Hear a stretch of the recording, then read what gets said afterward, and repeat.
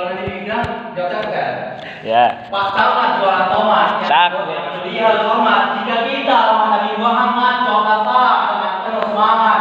Assalamualaikum warahmatullahi taala wabarakatuh. Waalaikumsalam warahmatullahi wabarakatuh. Alhamdulillahirabbil alamin wassalatu wassalamu ala asrofil anbiya'i wal mursalin wa ala alihi wa sahbihi rasulillahi ajma'in amma ba'd.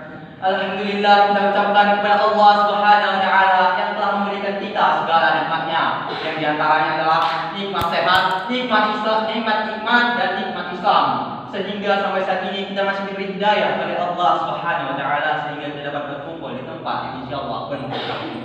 Amin. Salawat serta salam kita curahkan kepada Nabi besar kita yang telah berkorban dengan penuh perjuangan sampai rahang beliau tertancap anak panah demi membelahkan kebenaran dan menyebar agama Allah. Siapa beliau? Ya Nabi kita, Sayyidina wa Habibina wa Syafi'ina wa Maulana Muhammad Sallallahu alaihi wasallam. Jangan melafazkan Allahumma shalli ala Sayyidina Muhammad wa ala ali Sayyidina Muhammad. Assalamualaikum ya Rasul. Assalamualaikum ya Habibullah. Hadirin rahimakumullah.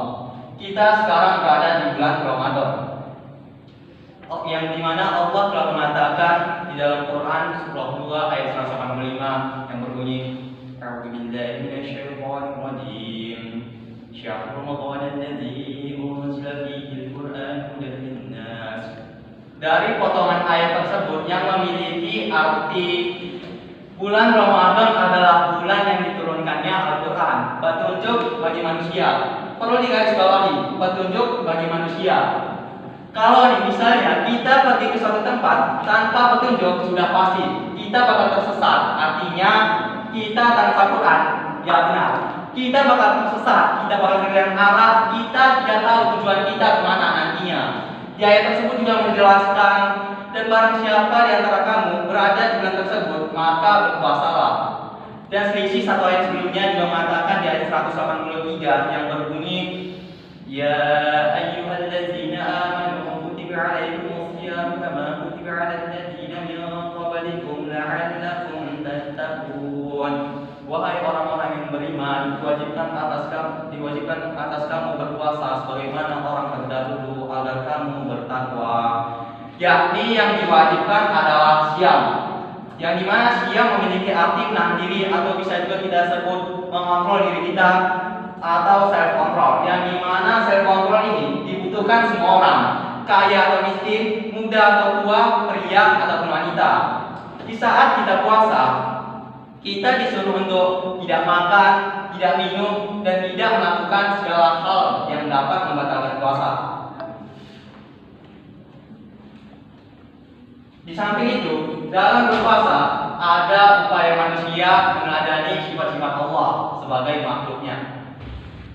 Contoh nih, seperti maha pemaaf, maha pengampun, dan lain sebagainya.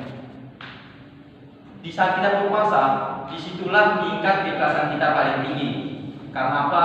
Karena saat kita puasa tidak ada seorang pun yang dapat melihat kita puasa atau tidak. Sebenarnya apa sih yang terjadi saat kita berpuasa? Orang lain cuma pikir puasa itu turun berat badan saja.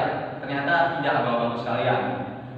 Puasa itu banyak sekali terjadi. Kalau kita lihat dari pandangan sains, yang terjadi itu diantaranya gula darah menurun, tekanan darah turun, dan juga tubuh kita mulai memproduksi yang namanya antioksidan.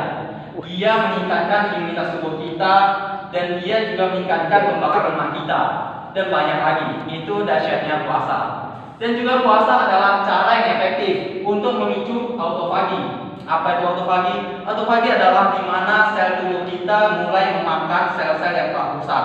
Jadi tubuh kita itu tidak ulang membersihkan sel-sel yang tidak penting. Kan Allah sudah bilang di dalam Quran, wa antasumu khairul lakum in kuntum ta'lamun, dan puasamu lebih baik bagimu jika kamu mengetahui. Dengan kita berpuasa juga kita dapat meningkatkan akhlak kita. Dengan apa? Dengan self control tadi. Kita mengontrol diri kita dari segala perbuatan yang tidak bermanfaat. Dengan memaksimalkan waktu kita beribadah kepada Allah Subhanahu wa taala. Kita pasti seringkali menjumpai orang bermaksiat di bulan Ramadan. terutama berkata kasar. Apalagi kalau kita udah lihat bocil-bocil main game nih, kalau kalah orang itu kata-kata yang ngeri kali, dan dalam ingatan itu keluar semua, ya kan?